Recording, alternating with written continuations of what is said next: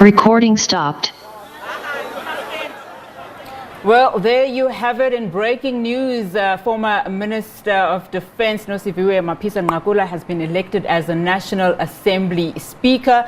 That voting has just concluded. In fact, acting Chief Justice, in this case Judge John Hlophe, just basically making that announcement a short while ago. 298 votes in total, 199 votes went to the former Minister of Defence, 82 votes to a DA candidate, 17 spoiled ballots. Of course, she's the 7th Democratic National Assembly Speaker. She gave a little speech. We'll unpack all of this with our experts in a short moment. But just to maybe recap why we are here today, you remember on the August the 10th, 2021, the ANC's parliamentary caucus met to discuss their preferred candidate, of course, then throwing in the former Minister of Defence, Nosiviwe Mapisa-Nqakula's name in the ring, and she is replacing National Assembly Speaker Thandi Modise, who was then appointed Minister of Defence and Military Veterans by President Cyril Ramaphosa, when he obviously announced the National Executive in August 5th of 2021. Well, now let's get analysis. We're joined via Zoom by Professor Barry Hanyani. Professor Hanyani, thank you so much for your time. Let's look at Nosiviwe Mapisa-Nqakula now. Is she the right person for the job? And I mean, we know that there are several controversies just around her character, notwithstanding the latest one being the fact that she was the only cabinet minister in this latest reshuffle that was actually asked was actually removed by President Ramaphosa. Is she the right person for the job? Well, Nati, good afternoon. Good afternoon to your viewers. I think time will tell. There is no doubt that somewhere in the air there are reservations, especially given the nature and the demanding nature, for that matter, of this job. You need somebody who is calm. You need somebody who can be well respected, well received across bipartisan lines. And unfortunately, she starts this job on a somewhat wrong footing, given the lukewarm reception that she has received, especially from the opposition benches. It's going to be difficult for her to reach out to those persons because you need their cooperation.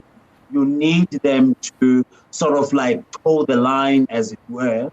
And I think that they are likely to make her work a bit difficult, notwithstanding the allegations of misdemeanor, mismanagement of the portfolio where she's coming from. The opposition would want some kind of a leeway there. Investigations already be here, are probably underway. They would want to use that against her.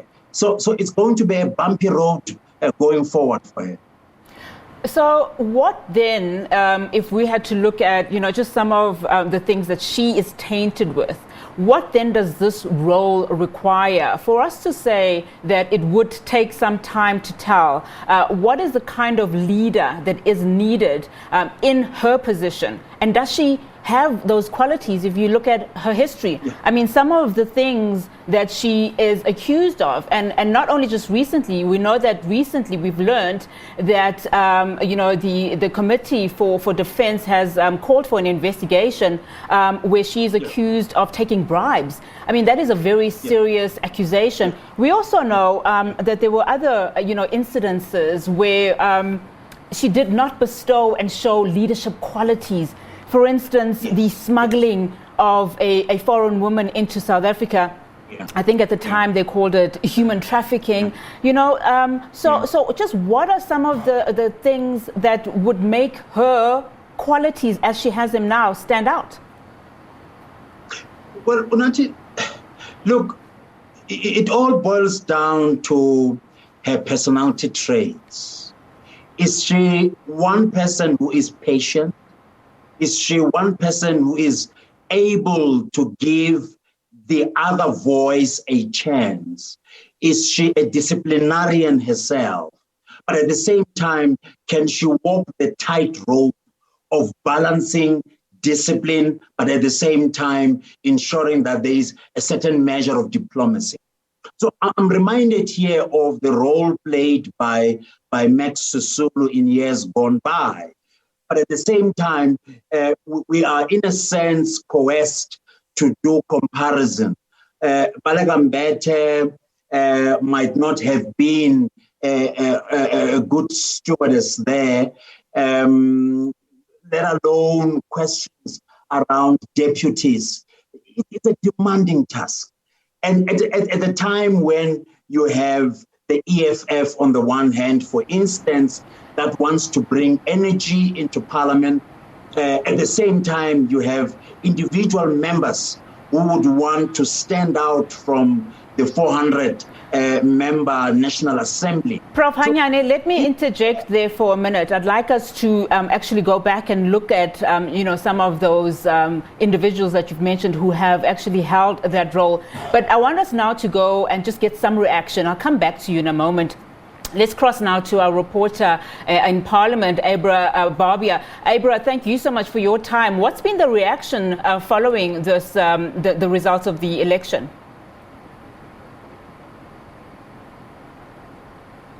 Well, that's exactly what we are going to be finding out right now. Political parties, MPs are streaming out of the National Assembly chamber following the announcement of the new speaker. And I am going to be getting the reaction. First up, I have Mr. Peter Groenewald of the FF Plus. 17 spoilt votes. I find that quite interesting. What is your take on that? It is quite interesting indeed, because I spoke to the other leaders of opposition parties and they all said that they will support the candidate from the DA. So we can accept that for the majority of those, that 17 votes are spoiled votes from the ANC in itself. That emphasizes the fact that the factionalism in the ANC is very strong. In fact, when the speaker was nominated and asked by the judge president whether she accepts it, the Minister for Police, Bekitsele, is not far from my side, and he said she has no choice. So that says everything that happened in the ANC. She had no choice. She's the candidate because of the faction promoting her. So that is further proof. And I say again, the ANC does not act in the best interest of South Africa. They act in the best interest of the ANC itself. When the speaker spoke, she referred and said that we must protect the integrity of the House. And it's ironically because she is part of the problem in this sense that she misused the position in the past, favoring the ANC, for instance, taking the Executive Council members to Zimbabwe on a defense plane. So how can she expect that we must then respect the fact that we say we're going to protect the integrity? Of course, the Freedom Front Plus will protect the integrity, but we expect from the speaker to set the example. I didn't hear anything of impartiality for justice and for anything like that. So, and I also heard when she's sometimes said order, if that is the way she thinks that she's going to ensure order in the House, it is going to be chaos. Mr. Groenewald, thank you so much for your time. Let me just go over to your colleague, Mr. Singh of the IFP. Mr. Singh, if you could just join me over here, please. Is he fine over here? Corbin, you happy? Okay, fine. So we know what the outcome is. We knew what the outcome was. We always knew what it was going to be, but that doesn't change how your party feels about it. Yes, I think we made our feelings known even before the vote that we were not in favor of supporting the person that got elected. However, now that that is said and done and democracy has played its part, we will offer our fullest support to the Speaker of the House because we respect the office of the Speaker. And in the same way, we hope that she will reciprocate, as she has indicated to the House, that she will work with all parties. And we've got to work in the interest of not only Parliament and this institution, but in the interest of the millions of South Africans out there who expect us as parliamentarians to do what we should be doing, and that's improving the quality of their lives out there. Mr. Groenewald also touched on the integrity of the House and that his party would continue to treat the House with integrity and will still respect the position of the Speaker. Without me mentioning names, do you think that this is a sentiment that cuts across all political parties in Parliament? Yes, I would think so. I would really think so, that all parties generally cooperate with the Speaker and the office of the Speaker. But time will tell whether we receive the same kind of cooperation from the office of the Speaker as we've received in the past. Thank you so much for your time, Mr. Singh. I'm just trying to see if I can find any other political parties. I don't see any other. Hello, sir. Can you just introduce yourself, please? It's Bennett Jogger from the PAC. Okay, so thank you for joining us. Can you just move over so we can just get you into our shot here? Your two colleagues who I have spoken to before.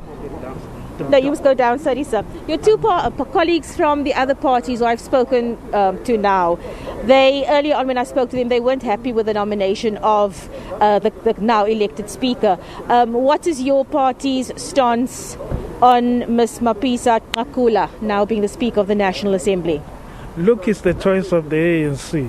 The ANC have fielded a candidate best suited to them. It has nothing to do with the PAC. It has to do with everything with them. Look, the most important task is what the institution is tasked to do. It must be the House which is engaged in the transformation of the society. That's the core business of the House. Whoever chairs the House, that should be the sole agenda. We still have a situation here of 20 million people who go to bed without food. This Parliament must deal with that particular issue.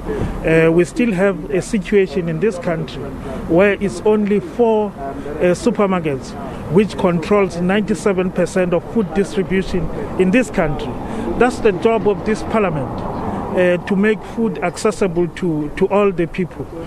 We still have a situation of the land which has not returned to the people so that they can go on with their lives. That situation must be addressed by this House.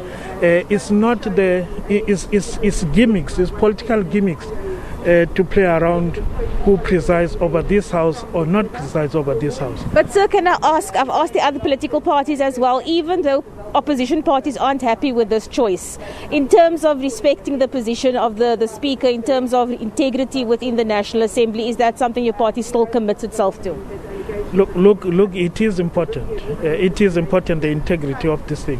But what you have not achieved during the elections, probably you might not achieve it here. The ANC had got the majority. They were still going to use that majority to elect a Speaker of their choice. That was going to triumph in this House. Whatever you would try to do, you would not win in that particular instance. So it was going to probably be a political gimmick to engage in that particular exercise. What we must look forward to is what she has said, that she is extending the hand to all political parties which are here. That's important. And also to make this House work for the people of this country. That is what we are here for.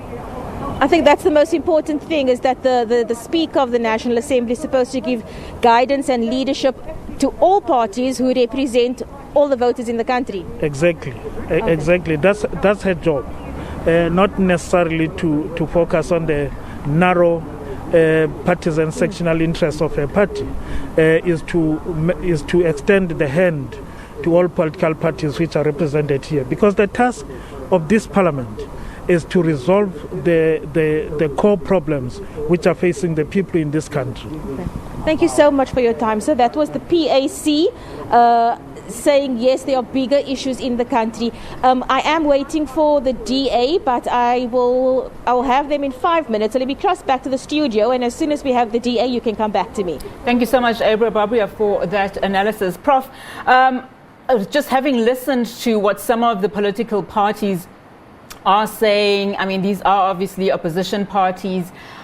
Will the current Speaker, the newly elected Speaker, will she be able to hold the executive to account and in that same breath then maintain the integrity of the National House? I mean, it's very difficult for us to say, yes, we will be giving her that new space if we know the cloud in which she comes into this position. So help us unpack in terms of what the reaction is outside, in terms of, yes, we are willing to give her a chance, but there is also that doubt, will she be able to maintain integrity in the House? Yeah. Well, in keeping with your question, Unathi, look, if you go back to the Nkandla judgment, the office of the Speaker was found wanting, right? Which then tells us that the culture of using that space, that seat of authority in Parliament, to demand accountability, especially on the side of the executive, despite the fact that we're talking about separation of powers, has already proven to be somewhat of an Achilles heel for this office, and somewhat of an assault on our democracy. This is one particular office that surely should have played a very critical role in making sure that parliamentary oversight, especially in relation to the working of chairs, the various committees in Parliament, becomes that solid foundation. And from caucus politics to those committees, some kind of a strong culture of democracy, a strong culture of governance should by now have emerged. Unfortunately, these are spaces that have been used in the past to score political points, in the past to actually sabotage the good workings as expected of Parliament in totality. Professor, let's hold that thought. I'm going to go back to our reporter who is outside Parliament getting more reaction from us. Ebra, who do you have for us this time? From a contractor, a businessman who is a contractor to the department. Ebra, can you hear me? I believe you have more reaction from us outside Parliament. Fired by the yes, I've got the DA. She was paid. All right, Ebra, please continue. We just want more reaction from them. I know that you've interviewed 3 other opposition parties, and obviously the sentiment is, we'll wait and see how she performs, but a lot of people obviously not so sure she'll be able to maintain that integrity that is needed of a speaker, but are allowing, to see her term through. Where Parliament. Yes, look, I don't think it's going to be a matter of a wait-and-see approach from the DA. The DA's been quite vocal and adamant in its stance, but Natasha Matsone, Chief Whip, she can explain to me exactly. Is it a matter of wait-and-see for you, or do you know exactly how things are going to play out? I know exactly the way things are going to play out. We have a cadre who has been deployed, failed at her job spectacularly as the Minister of Defence, almost resulting in an insurgence in our country, insurrection happening that now the President is choosing to avoid. The ANC say the President doesn't elect the Speaker, but the collective does, so he had to have had a say in it. If I was Cyril Ramaphosa, I would be terribly nervous about the fact that someone who stood by while an insurrection was happening in our country did absolutely nothing but blame the Minister of Police and blame everybody else, is now the Speaker of the executive arm of government in our Parliament, in the legislature. I think we as members of Parliament should be extremely concerned about the integrity and the ethical conduct of the Speaker of Parliament. She also heads the disciplinary processes of Parliament. She herself is going to go through a disciplinary inquiry in our very Parliament. And while she does that, she will have to be suspended or take special leave at that time. So it is just beyond comprehension to think that today she has won with 199 votes, 17 abstentions. It's hard to think that only 17 members of the ANC would have seen fit to spoil their ballots and would have seen eventually where this is going to lead to. What it shows us, though, is that the cadre deployment policy of the ANC is eroding democracy. It is causing a failed state in our country, and there is absolutely no chance that this Parliament will ever be able to execute the job that Judge Zondo has told us we have already been failing at properly, with a Speaker whose integrity is of such questionable nature as the Speaker that we now have. Can I ask you to just look into a looking glass, look into the future and tell me how you foresee sittings to play out going forward based on what we've seen in the past and the sort of, bumps that we've had with previous speakers. How do you see things playing out? Well, I don't think that we're going to see an impartial speaker. I don't think that there is going to be anything of the nature.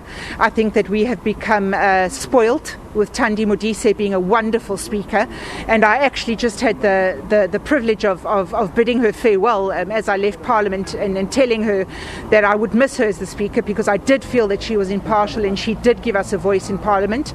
I'm deeply concerned as to how South Africans already, we have a lack of respect because of the way the lack of decorum in the House, and I think that with a speaker that has no integrity, the integrity, the gravitas that is required of a speaker, how is that person supposed to recreate and develop the gravitas of a House when the House itself cannot hold respect for someone who themselves is going through a disciplinary process of this very institution? So I foresee chaos going forward, which I think is exactly what factions in the ANC want, because it's going to be terribly difficult to hold the executive to account when one of their own is going to be doing the protecting. So when ministers don't answer questions, when they don't answer questions correctly, and when there's chaos, it will play into those factions. That's actually something I've been hearing a lot of, just sitting in committees, monitoring committees. I've been getting a lot of feedback from MPs not happy. ANC MPs as well, not happy that ministers aren't properly being held to account. And this is a problem that's been ongoing. Absolutely a problem that's ongoing. I mean, here we have a Minister of Defence. The whole country heaved a sigh of relief when we found out that she was no longer the Minister of Defence. We heaved a sigh of relief because we thought KZN and Gauteng, we would never have that situation again. And she gets rewarded with the speakership of the National Assembly of the Parliament of South Africa. It's insanity. And this isn't just a disgruntled opposition MP talking to you here. This is an average South African looking at the situation going, how can this possibly be? I want to know, how many more slaps in the face can this country take before we finally admit that we're a failed state? Ms. Mantoni, thank you so much for your time. Well, there you have it. Let me just have a look behind to see. Well, it seems as though most political parties have cleared the area. Everybody seems to have disappeared. We obviously didn't get reaction from the ANC. We will continue to do so. Even if it's not live, we will try to get more reaction on our SABC platforms. But for now, let me cross back to the studio. Thank you so much, Abra. Bobby, excellent analysis there, and obviously reaction coming out outside of Parliament. A long day for you, so I'm going to let you chase after the ANC. Hopefully we'll get some reaction in other programs here on the channel. Thank you so much for your time, Abra.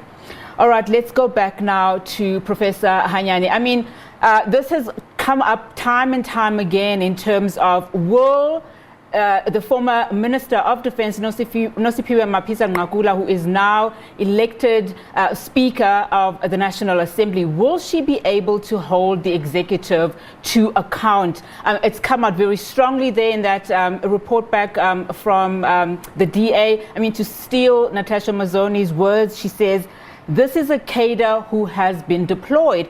Prof, how can we not think that she is correct in those words? Because you will recall President Cyril Ramaphosa, after he announced the changes to the National Executive, he said that the former Minister of Defence will be deployed, and now here we are. Yeah. Nachi, it's unfortunately, it speaks to the issue of, as you say, the deployment trajectory, policy, attitude, approach of the governing party. I think what the president did at the State Capture Commission is to admit once and for all that this is one particular policy that has been in shambles. And yet it's being used to deploy, and as Mazzoni says, reward certain comrades within the governing party for whatever role that they may have played, either during the struggle or immediately in the early years of the democratic dispensation. So how long should we keep observing, experiencing this trend at the expense of not promoting meritocracy in parliament, in provincial legislatures, in municipalities as well.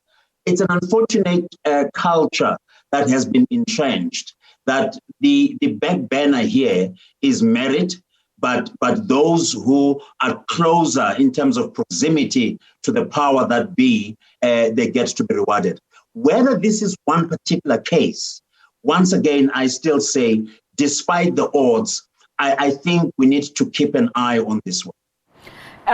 Prof, just help me understand what happens now in terms of just some of, the questions or the cloud, the dark cloud that is around the Speaker as we speak now. We know that Parliament's Joint Standing Committee on Defence appointed a task team to investigate the recent allegations of her having accepted a 5 million rands bribe from a defence contractor. And we imagine that investigation is probably going to, go ahead. What would this mean then for her role? Well, it will bring chaos. It would have to put pressure on the deputy. But then again, you want to maintain that integrity. You want a steward who will bring in that sense of much needed decorum in Parliament. Whether it's a live sitting or whether it's through your social media meetings, that doesn't matter. Better the matter is her presence would count more. And imagine, as Mazone alluded, she gets to be suspended. In a sense, it brings some sense of instability, uncertainty as well, but disrespect, unfortunately, to that office. And you don't need that. We haven't touched on her daily administrative responsibilities that may very well be affected if such an unfortunate circumstance does see the light of the day. How then does this cast just some of the testimony that was made by the president during the Zondo Commission, in which he was trying to cast some sort of a new trajectory in terms of, how we should start seeing the makeup of this country and how we should appoint more leaders with integrity, etc. I mean, are we even to believe that the executive, the legislative of this country even has the capacity to appoint people that have a semblance of integrity? Onati, let's accept we're on the crossroads now. There's a growing narrative, for that matter, that seems to suggest that we may very well be experiencing leadership deficit, especially in the political arena. I hear his voice wanting us to have hope for the future, but you've got to work hard for that. You need to take painful, unpopular decisions. You need to get rid of the bad apples, the dead wood. And some of these persons have rewarded you with their loyalty. How are you going to do that? I'm taken aback by developments in my very own province here in the Northwest, where you have a sitting premier who, before he even resigns, he is told he's no longer needed by his own party.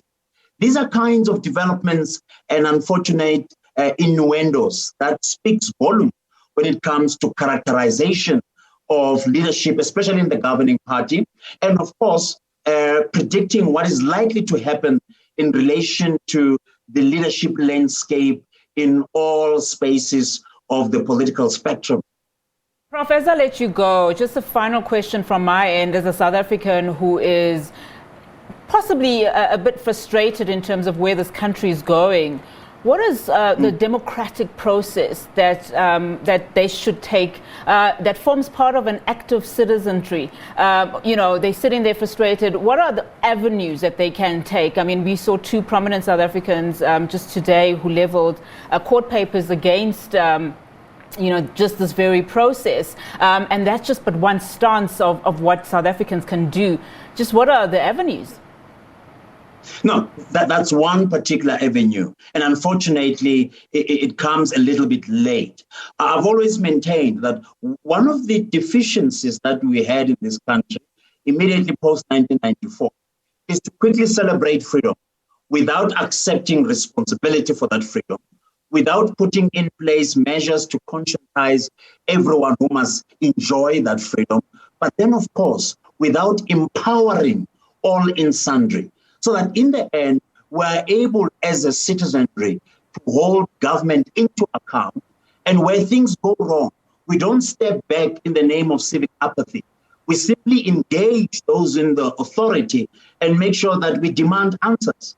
Unfortunately, there is this lackluster response to issues when things go bad, and it's only towards the later stage that you see violent service delivery protests, the anarchy that we saw in KZN and Gauteng becomes as a result of that. I think for us to mature as a democratic country, more needs to be done by the citizenry. We need to ask questions. In the Northwest, the Gauteng River local residents did a good thing, took the municipality to the Mahikeng High Court, demanded answers, and today we can see where the light is beginning to shine. Prof. Hanyani, thank you so much for your time. Always a pleasure to have you here on the show. Appreciate it. Thank you.